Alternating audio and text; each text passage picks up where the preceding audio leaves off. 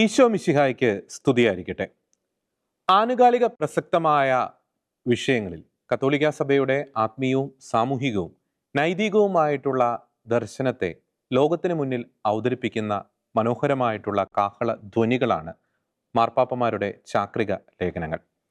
2026 May മാസം 25 ലയോ 14 മാർപ്പാപ്പ പുറപ്പെടുവിച്ച മാഗ്നിഫിക്ക ഹ്യൂമാനിറ്റാസ് എന്ന ചാക്രിക ലേഖനം ഇതിനോടകം തന്നെ ലോക ശ്രദ്ധ ആകർഷിച്ച് കഴിഞ്ഞിരിക്കുന്നു. ഏകദേശം 135 വർഷങ്ങൾക്ക് മുമ്പ് ലയോ 13 മാർപ്പാപ്പ വ്യവസായ വിപ്ലവ കാലഘട്ടത്തിൽ പുറപ്പെടുവിച്ച റേരും നൊവാരും എന്ന ചാക്രിക ലേഖനത്തിൻ്റെ ചില അനുരണനങ്ങൾ ഈ വിപ്ലവ കാലഘട്ടത്തിൽ ലയോ 14 മാർപ്പാപ്പ പുറപ്പെടുവിച്ച മാഗ്നിഫിക്ക ഹ്യൂമാനിറ്റാസ് എന്ന ചാക്രിക ലേഖനത്തിൽ നമുക്ക് കാണുവാൻ സാധിക്കും. ഈ ചാക്രിക ലേഖനത്തിൻ്റെ ആനുകാലിക പ്രസക്തി എന്തൊക്കെയാണ്? ഈ ലേഖനത്തെ ഈ ഡിജിറ്റൽ വിപ്ലവത്തിൻ്റെ വിപ്ലവത്തിൻ്റെ കാലഘട്ടത്തിൽ നാം എങ്ങനെ നോക്കിക്കാണണം? ഈ വിഷയങ്ങളാണ് മറുപടി എന്ന ഈ ഒരു പ്രോഗ്രാമിലൂടെ ഇന്ന് ചർച്ച ചെയ്യാൻ ആഗ്രഹിക്കുന്നത്. ഇന്ന് നമ്മോടൊപ്പമുള്ളത് സീറോ മലബാർ സഭ PRO ബഹുമാനപ്പെട്ട ഫാദർ ഡോക്ടർ ടോം ഒലിക്കരോട്ടച്ചനാണ്. അച്ഛനെ ഒത്തിരി സ്നേഹത്തോടെ ഈ പ്രോഗ്രാമിലേക്ക് സ്വാഗതം ചെയ്യുന്നു.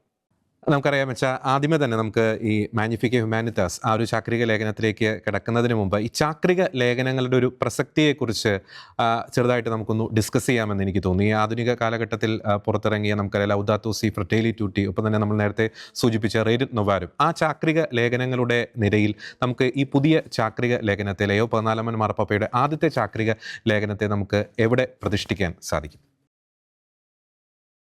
സഭയുടെ സാമൂഹിക പ്രബോധന രേഖകൾ, അങ്ങനെ സാമൂഹ്യ സ്വഭാവമുള്ള ചാക്രിക ലേഖനങ്ങൾ.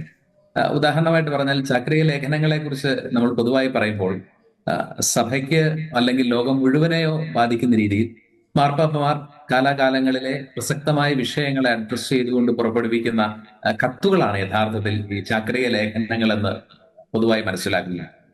അങ്ങനെ പറയുമ്പോൾ ആത്മീയ കാര്യത്തിൽ മാത്രം ഒതുങ്ങാതെ ജീവിക്കുന്ന സമകാലിക യാഥാർത്ഥ്യങ്ങളിലേക്ക് യഥാർത്ഥത്തിൽ സഭ ഇടപെടുന്നത് അതിന്റെ സാമൂഹ്യ സ്വഭാവമുള്ള ചാക്രിക ലേഖനങ്ങളിലൂടെയാണ്.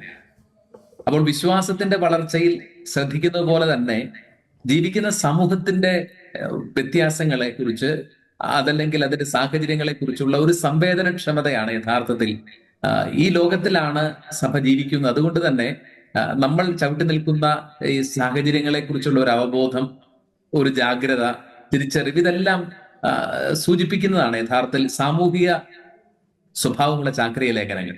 ഒരുപക്ഷെ അങ്ങനെയുള്ള ചാക്രിക ലേഖനങ്ങളുടെ പരമ്പരയുടെ തുടക്കമെന്ന് പറയുന്നത് മുൻപ് ജോർജ് സൂചിപ്പിച്ചതുപോലെ തന്നെ റേരും നൊവാരും എന്ന് പറയുന്ന ലയോ 13 മാർപ്പാപ്പയുടെ വ്യവസായ വിപ്ലവത്തിന്റെ കാലഘട്ടത്തിലെ ആ ഒരു ചാക്രിക ലേഖനമാണ്.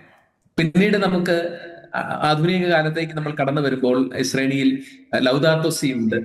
പ്രകൃതിയെ നമ്മൾ എങ്ങനെ കൈകാര്യം ചെയ്യണം, ആസന്നമായിരിക്കുന്ന ഒരു പ്രാപഞ്ചികമായ അസ്വസ്ഥതകളുടെ നടുക്കാണ് നമ്മൾ ജീവിക്കുന്നത്. കാലാവസ്ഥാ വ്യതിയാനങ്ങൾ അതിഭീകരമായി നേരിട്ടു. പ്രകൃതി വിഭവം ചൂഷണം ചെയ്യപ്പെട്ടു അല്ലെങ്കിൽ തീർന്നു പോയിക്കൊണ്ടിരിക്കുന്നു. അപ്പോൾ ആരാണ് പ്രകൃതിയോടുള്ള മനുഷ്യന്റെ ബന്ധത്തിൽ എന്നുള്ളതൊരു നിർവചിക്കുകയാണ്. മനുഷ്യന്റെ കാര്യസ്ഥതയെ, ബൈബിൾ പറയുന്ന കാര്യസ്ഥതയെ കൃത്യമായി നിർവചിക്കുകയാണ് യഥാർത്ഥത്തിൽ ലൗദാത്തോ സി ചെയ്തത്. അപ്പോൾ പ്രകൃതിയോടുള്ള സമീപനത്തിലുടനീളം നമ്മൾ ദൈവത്തോട് കണക്ക് കൊടുക്കേണ്ടി വരുന്നവരാണ്. സൂക്ഷിക്കാൻ ഏൽപ്പിച്ച ഈ പ്രപഞ്ചത്തെ പരിപാലിക്കുകയാണ് നമ്മുടെ ദൗത്യം. അപ്പോൾ ആ ഒരു മനോഹരമായിട്ടുള്ള ഈ പ്രപഞ്ചത്തെ കുറിച്ചുള്ള കാഴ്ചപ്പാടാണ് അതിനകത്ത് അവതരിപ്പിച്ചത്. അടുത്തത് നമുക്ക് പറഞ്ഞാൽ ലോകം ഇന്നും നേരിട്ടുകൊണ്ടിരിക്കുന്നതും ആ കാലത്തെ വലിയൊരു പ്രതിസന്ധിയായിരുന്നു യുദ്ധങ്ങളും അല്ലെങ്കിൽ യുദ്ധങ്ങൾക്ക് ഒരുക്കം കൂട്ടുന്ന അല്ലെങ്കിൽ ശാക്തിക ചേരികളുമല്ല. അവിടെയാണ് നമ്മൾ പരസ്പരം കലഹിക്കേണ്ടവരല്ല, അല്ലെങ്കിൽ മതതീവ്രവാദങ്ങളുടെ വലിയ അസ്വസ്ഥതകൾ സൃഷ്ടിക്കുന്ന രംഗങ്ങളുണ്ട്. അപ്പൊ ഇവിടെ പരസ്പരം പോരടിക്കേണ്ടവരല്ല, നമ്മളെല്ലാം സഹോദരന്മാരാണ്. ആ ഒരു സാഹോദര്യത്തിലാണ് ഈ പ്രപഞ്ചത്തിൽ ജീവിക്കേണ്ടതെന്ന് സൂചിപ്പിച്ചുകൊണ്ട് ഫ്രറ്റേലി ട്യൂട്ടി എന്ന് പറയുന്ന ചാക്രിക ലേഖനം ഫ്രാൻസിസ് മാർപ്പാപ്പയിലൂടെ വന്നു. അപ്പോൾ അതിന്റെ ഒരു തുടർച്ചയാണ് യഥാർത്ഥ നമ്മൾ മാഗ്നിഫിക്ക ഹ്യൂമാനിറ്റാസ് അല്ലെങ്കിൽ മാഗ്നിഫിഷ്യന്റ് ഹ്യൂമാനിറ്റി എന്ന് പറയുന്ന ഈ ചാക്രിക ലേഖനത്തിലും നമ്മൾ കാണുന്നത്. ഇവിടെയും നമ്മൾ മുൻപ് സൂചിപ്പിച്ചിട്ടുള്ളത് പോലെ തന്നെ ആർട്ടിഫിഷ്യൽ ഇന്റലിജൻസിന്റെ സാങ്കേതികതയുടെ വലിയൊരു വളർച്ച നമ്മൾ കാണുന്നുണ്ട്. ഈ ഒരു മാഗ്നിഫിക്ക ഹ്യൂമാനിറ്റാസ് എന്ന് പറയുന്ന ചാക്രിക ലേഖനത്തിന് ഒരുപക്ഷെ റെയിനും നൊവാരുവിനോടാണ് കുറേം കൂടി ആഴമായിട്ടുള്ള ഒരു ബന്ധം നമുക്ക് പറയാൻ സാധിക്കുന്നു. അതിന്റെ ഒരു പൊരുത്തം എന്ന് പറയുന്നത് മാർപ്പാപ്പ മാഗ്നിഫിക്ക ഹ്യൂമാനിറ്റാസിന് ഒപ്പിട്ടത് സൈൻ ചെയ്യുന്ന ദിവസമാണ് അത് പ്രസിദ്ധീകരിക്കുന്നു എന്ന് പറയാം. ആ തീയതി മെയ് മാസം 15-ാം തീയതിയാണ്. 1891 മെയ് 15-നാണ് റെയിനും നൊവാരും പുറത്തിറക്കിയത്. അന്നത്തെ ലോകം വ്യവസായ വിപ്ലവത്തിന്റെ വലിയ ഒരു ചുറ്റുപാടിലാണ്. തൊഴിലാളികൾ വെറും യന്ത്രങ്ങൾക്ക് തുല്യം പരിഗണിക്കപ്പെടുകയും ലാഭേച്ഛയാൽ തൊഴിലാളിയുടെ മഹത്വമോ അയാൾക്ക് ലഭിക്കേണ്ട വിശ്രമമോ ഇതൊന്നും പരിഗണിക്കാതിരിക്കുകയും കമ്പോളത്തിലെ ലാഭേച്ഛയുടെ ഒരു അതിന്റെ ഒരു ഭാഗമായിട്ട് തൊഴിലാളി മാറ്റപ്പെടുകയും ചെയ്തപ്പോഴാണ് റെയിനും നൊവാരുവിലൂടെ തൊഴിലിന്റെയും തൊഴിലാളിയുടെയും മഹത്വത്തെക്കുറിച്ച് ഓർമ്മിക്കുകയും അവർക്ക് ലഭിക്കേണ്ട ന്യായമായ അവകാശങ്ങളെ കുറിച്ച് യന്ത്രങ്ങളെ പോലെ തൊഴിലാളികളെ, മനുഷ്യനെ കാണാൻ പാടില്ല എന്ന് ലയോ 13 മാർപ്പാപ്പ പറയുന്നു. ഇവിടെ നമുക്ക് തത്തുല്യമായ ഒരു പ്രതിസന്ധി നമ്മൾ നേരിടുകയാണ്. അവിടെ യന്ത്രങ്ങളാണെങ്കിൽ ശാരീരിക അധ്വാനത്തെയാണ് ചൂഷണം ചെയ്തതെങ്കിൽ ഇവിടെ നിർമ്മിത ബുദ്ധി മനുഷ്യന്റെ മാനസിക ബൗദ്ധിക വ്യാപാരങ്ങളെ ചൂഷണം ചെയ്യുകയോ അതിനെ റീപ്ലേസ് ചെയ്യുകയോ ഡീഹ്യൂമനൈസേഷൻ എന്ന് പറയുന്ന അവമാനവീകരണം എന്ന് പറയുന്ന പ്രക്രിയയിലൂടെ കടന്നു പോവുകയോ ചെയ്യുകയാണ്. ഇവിടെയും മനുഷ്യന്റെ മഹത്വത്തെ ഉയർത്തിക്കാട്ടിക്കൊണ്ടാണ് ആ പേരിൽ തന്നെ, ചാക്രിക ലേഖനത്തിന്റെ പേരിൽ തന്നെ അതിമഹത്തായ മാനവികതയുടെ മഹത്വത്തെ കുറിച്ച് സൂചിപ്പിക്കുകയാണ്. അപ്പോൾ ഇതിൽ ഏറ്റവും ആദ്യം സൂചിപ്പിക്കേണ്ട കാര്യം വളരെ പോസിറ്റീവായിട്ടുള്ള ഒരു ചാക്രിക ലേഖനമാണ് എന്നുള്ളതാണ്.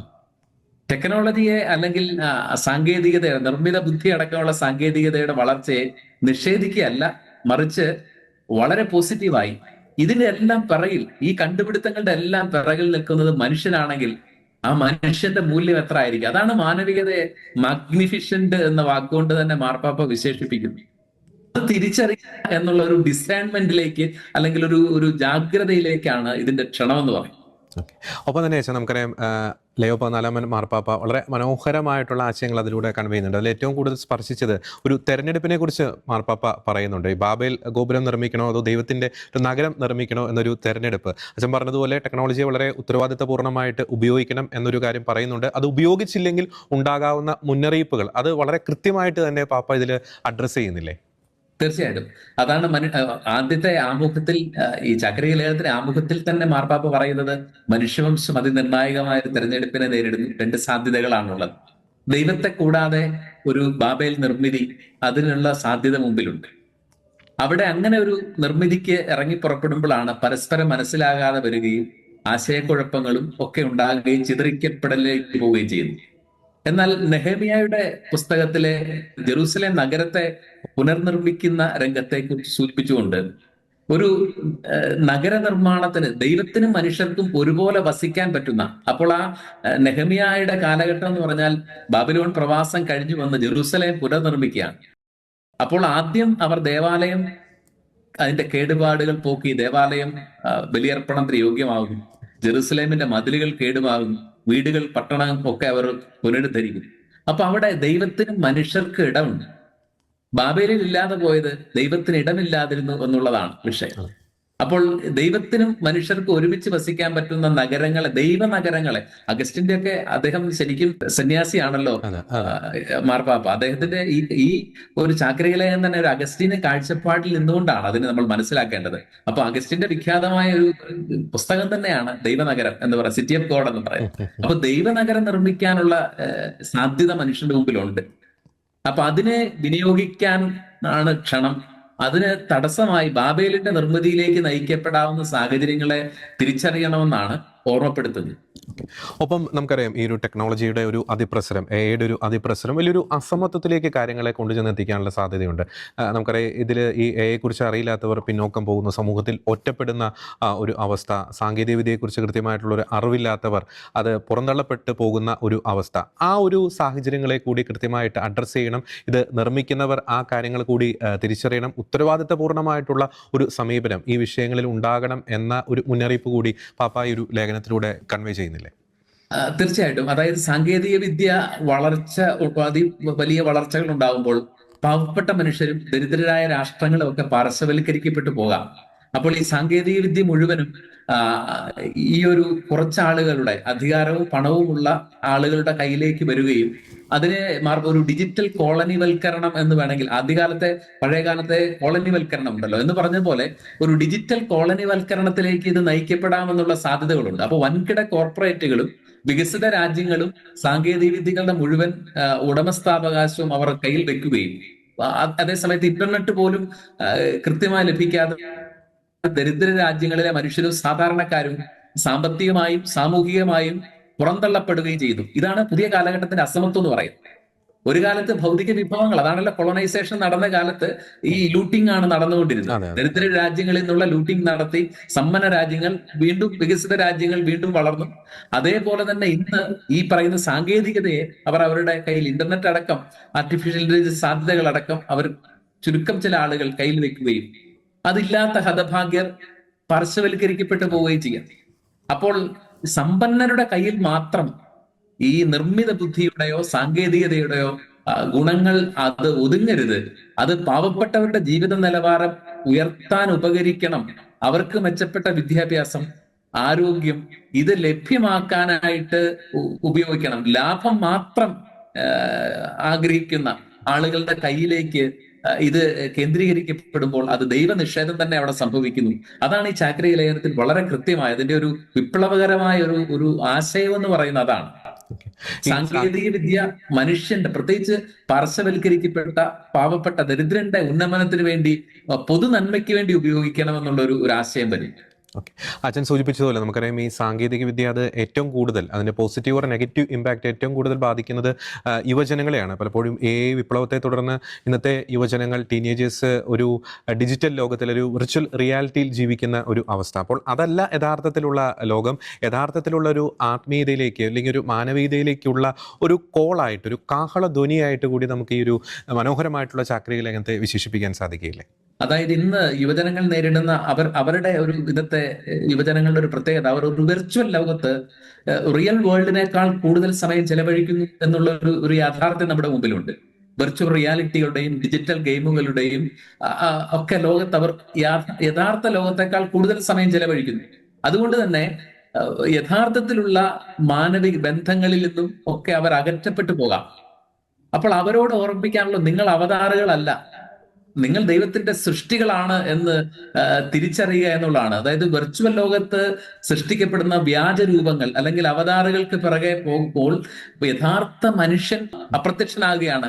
അപ്പോൾ ഇതൊരു വലിയ സുപ്ത പ്രതിസന്ധിക്ക് കാരണമാകുന്നുണ്ട്. അതുകൊണ്ട് സ്ക്രീനിലെ ലൈക്കുകൾക്കും ഡിജിറ്റൽ അംഗീകാരങ്ങൾക്കും അപ്പുറം ദൈവത്തിന്റെ ദൃഷ്ടിയിൽ ഓരോ മനുഷ്യനും വിലപ്പെട്ടതാണെന്നുള്ള ഒരു ബോധ്യത്തിലേക്ക് യുവതലമുറ കടന്നു വരണമെന്നുള്ള ആഹ്വാനമുണ്ട്. രണ്ടാമത്, യഥാർത്ഥ ആത്മീയതയിലേക്കുള്ള ഒരു മടക്കത്തിനുള്ള ക്ഷണം. അപ്പോൾ ആത്മീയത എന്ന് പറയുന്നത് വെർച്വൽ ലോകത്തിൽ നിന്ന് അനുഭവിക്കേണ്ട ഒന്നല്ല. അത് ജീവനുള്ള മനുഷ്യരുമായുള്ള സമ്പർക്കത്തിലൂടെയാണ് അത് നമുക്ക് സാധ്യമാവുന്നത്.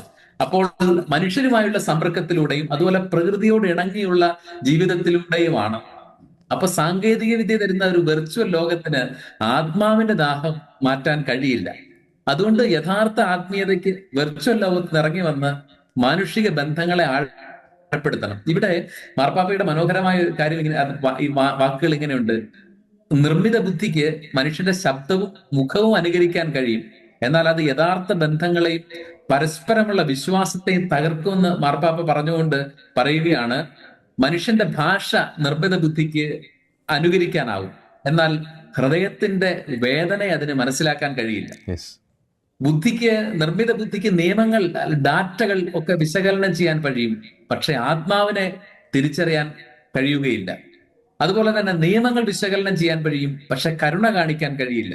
നിർമ്മിത ബുദ്ധി മനുഷ്യനെ പോലെ സംസാരിക്കും, ചിലപ്പോൾ ചിരിച്ചു കാണിക്കും, പക്ഷെ മനുഷ്യനെ പോലെ സ്നേഹിക്കാൻ, ബന്ധത്തിൽ ഏർപ്പെടാൻ കഴിയുകയില്ല. അതുകൊണ്ട് നിർമ്മിത ബുദ്ധിയുടെ ലോകമെന്ന് പറയുന്ന ഒരു കൃത്രിമമായി സൃഷ്ടിച്ചെടുക്കപ്പെട്ട ലോകമാണ്. അത് യഥാർത്ഥ ലോകമാണെന്ന് ഒരിക്കലും നമ്മൾ തെറ്റിദ്ധരിക്കാൻ പാടില്ല. ആ ലോകത്ത് നിറങ്ങി വന്ന് സൃഷ്ടിപരമായി ചിന്തിക്കാനും അതുപോലെ സ്നേഹിക്കാനും കഴിയുന്ന ദൈവത്തിന്റെ ഛായയിലും സാദൃശ്യത്തിലുമുള്ള മനുഷ്യരുടെ ലോകത്തിലേക്ക് ഇറങ്ങാൻ, ജീവിക്കാൻ പ്രകൃതിയോട് ഇടപഴകാൻ കഴിയുമ്പോഴാണ് നമ്മൾ ആത്മീയരായി യഥാർത്ഥത്തിൽ മാറുന്നത്, മാനവികത അല്ലെ മനുഷ്യത്വത്തിന്റെ യഥാർത്ഥ അർത്ഥം കണ്ടെത്തുന്നത്. അതുകൊണ്ട് യുവജനങ്ങളോട് ഒരു മടങ്ങിപ്പോക്കിനുള്ള ക്ഷണം, വെർച്വൽ വേൾഡിൽ നിന്ന് റിയാലിറ്റിയുടെ ലോകത്തേക്കുള്ള ഒരു മടങ്ങിപ്പോക്കിനുള്ള ക്ഷണം ഇതിനകത്തുണ്ട്. ഓക്കെ, ഇപ്പോൾ അച്ഛൻ പറഞ്ഞു നിർത്തിയ പോയിന്റിനെ കണക്റ്റഡ് ആയിട്ടുള്ളൊരു കാര്യം കൂടി ചോദിക്കാൻ ആഗ്രഹിക്കുകയാണ്. നമുക്കറിയാം അച്ഛൻ പറഞ്ഞ ഒരു വചനം, ദൈവത്തിൻ്റെ സാദൃശ്യത്തിൽ സൃഷ്ടിക്കപ്പെട്ട ആ ഒരു മനുഷ്യൻ, ആ ഒരു വചനത്തിൻ്റെ ഒരു പ്രസക്തി എയുടെ കാലഘട്ടത്തിൽ കുറെ കൂടി വർദ്ധിക്കുകയില്ല. നമുക്കറിയാം എയിലൂടെ ചിരി സൃഷ്ടിക്കപ്പെടുന്നു, അല്ലെങ്കിൽ ഒരു മനുഷ്യരൂപം തന്നെ വെർച്വൽ വേൾഡിൽ സൃഷ്ടിക്കപ്പെടുന്നു, ശബ്ദം സൃഷ്ടിക്കപ്പെടുന്നു, ചിത്രങ്ങൾ സൃഷ്ടിക്കപ്പെടുന്നു. അപ്പോൾ അങ്ങനെ ഒരു വെർച്വൽ വേൾഡ് ഇങ്ങനെ പല മേഖലകളെയും കീഴടക്കിക്കൊണ്ടിരിക്കുന്ന പശ്ചാത്തലത്തിൽ ദൈവത്തിൻ്റെ സാദൃശ്യത്തിൽ സൃഷ്ടിക്കപ്പെട്ട മനുഷ്യൻ, ആ മനുഷ്യൻ്റെ ഉള്ളിലുള്ള ആ ദൈവത്തിൻ്റെ ആത്മാവ്, അതിനെ ആ വചനത്തിൻ്റെ ഒരു ആനുകാലിക പ്രസക്തി ഈ ഒരു വിപ്ലവ കാലഘട്ടത്തിലൊക്കെ വളരെയധികം വർദ്ധിച്ചുകൊണ്ടിരിക്കുകയല്ലേ? ചാക്രികലേഖനം ഉടനീളം പറയുന്ന കാര്യം, മനുഷ്യ മഹത്വത്തിന്റെ അടിസ്ഥാനം എന്ന് പറയുന്നത് മനുഷ്യൻ ദൈവത്താൽ സൃഷ്ടിക്കപ്പെട്ടു. ദൈവത്തിന്റെ ബോധപൂർവമായ ഒരു തീരുമാനത്തിലൂടെയാണ് മനുഷ്യ സൃഷ്ടി നടക്കുന്നത്. രണ്ടാമത്, അവൻ ദൈവത്താൽ സ്നേഹിക്കപ്പെടുന്നു. ഈ രണ്ട് കാര്യങ്ങളും മനുഷ്യന്റെ മഹത്വത്തിന് അടിസ്ഥാനമാണെങ്കിൽ ഇതിന് പകരം വയ്ക്കാൻ ഒരു നിർമ്മിത ബുദ്ധിക്കും അല്ലെങ്കിൽ സാങ്കേതിക വിദ്യക്കും സാധിക്കാത്തതിനാൽ തന്നെ മനുഷ്യൻ ഇതിന്റെ എല്ലാം മുകളിൽ നിൽക്കുകയാണ്. അപ്പോൾ സാങ്കേതിക വിദ്യയെ നിരസിക്കുകയല്ല, അത് പൊതുനന്മയ്ക്ക് വേണ്ടി ഉപയോഗിക്കണം. മനുഷ്യന് പകരമാവാൻ പാടില്ല യന്ത്രങ്ങൾ എന്നുള്ളതാണ് സാങ്കേതിക വിദ്യ അല്ലെ നിർമ്മിത ബുദ്ധി എന്നുള്ളതാണ് ഇവിടെ സൂചിപ്പിക്കുന്നത്. അപ്പോൾ അങ്ങനെ ഒരു ശ്രദ്ധ, മനുഷ്യന്റെ യഥാർത്ഥ മഹത്വത്തിലേക്കുള്ള ഒരു തിരിച്ചറിവാണ് ഇവിടെ ഉപയോഗിക്കുന്നത്. അപ്പോൾ സാങ്കേതിക വിദ്യയുടെ സ്ഥാനം എന്തായിരിക്കണം എന്നുള്ളതിൽ അത് മനുഷ്യന്റെ വളർച്ചയ്ക്ക് വേണ്ടിയിട്ടുള്ള ഒരു ഉപകരണമാണ് എന്നുള്ളതാണ്. നിർമ്മിത ബുദ്ധി ആവട്ടെ, ഏത് സാങ്കേതിക വിദ്യയാവട്ടെ, അത് മനുഷ്യന്റെ വളർച്ചയ്ക്ക് വേണ്ടിയിട്ടുള്ള ഉപകരണം മാത്രമാണ്. അത് മനുഷ്യ ജീവിതത്തെ നിയന്ത്രിക്കാനും മാത്രം വലുതാകരുത്. അവിടെയാണ് യുദ്ധങ്ങളിൽ ആർട്ടിഫിഷ്യൽ ഇന്റലിജൻസ് ഉപയോഗിക്കുന്നതിന് മാർപ്പാപ്പ ഒരു കമാൻഡറുടെ റോള് എഐക്ക് കൊടുത്താൽ ഒരുപക്ഷെ ഒരു കുഞ്ഞുങ്ങൾ മാത്രമുള്ള ഒരു സ്ഥലമായിരിക്കാം, അവരിരിക്കുന്ന ഒരു സ്ഥലമായിരിക്കും. അപ്പോ കമാൻഡ് കൊന്നുകളയുക എന്നുള്ളതാണെങ്കിൽ അത് കുഞ്ഞുങ്ങളാണോ ഗർഭിണികളാണോ എന്നുള്ള തിരിച്ചറിവ് നിർമ്മിത ബുദ്ധിക്കില്ല, അതിന് കൊല്ലാൻ മാത്രമേ അറിയൂ. എന്നാൽ കരുണ കാണിക്കാനോ അത് വേണ്ടെന്ന് വെക്കാനോ ഉള്ള ഒരു തീരുമാനമെടുക്കാൻ മനുഷ്യന് സാധിക്കും. അതുകൊണ്ടാണ് യുദ്ധങ്ങളിൽ ആർട്ടിഫിഷ്യൽ ഇന്റലിജൻസിനെ തീരുമാനങ്ങൾ എടുക്കാൻ അനുവദിക്കരുത് എന്ന് മാർപ്പാപ്പ പറയും. അതുപോലെ തന്നെയാണ് തൊഴിലിടങ്ങളിൽ നിർമ്മിത ബുദ്ധി തൊഴിലിടങ്ങളിലേക്ക് വരുമ്പോൾ മനുഷ്യർ തൊഴിലില്ലാത്തവരാകുന്നു, ദാരിദ്ര്യം അനുപാതികമായിട്ട് വർദ്ധിക്കുന്നു. അപ്പോ മനുഷ്യന്റെ വളർച്ചയ്ക്ക് ഉപകരിക്കുന്ന രീതിയിൽ നിർമ്മിത ബുദ്ധിയെ സൃഷ്ടിപരമായി ഉപയോഗിക്കാൻ ഒരു സാമൂഹിക ഉത്തരവാദിത്തത്തിലേക്കാണ് ചാക്രിക ലേഖനം ക്ഷണിക്കുന്നത്. ഓക്കെ, ഏറ്റവും അവസാനമായിട്ട് വെച്ചാൽ നമുക്കറിയാം ഇത് ചാക്രിക ലേഖനം മനോഹരമായിട്ടുള്ള ലേഖനമാണ്. ഇപ്പോൾ തന്നെ വലിയ രീതിയിലുള്ള ചർച്ചയായി കഴിഞ്ഞിരിക്കുന്നു.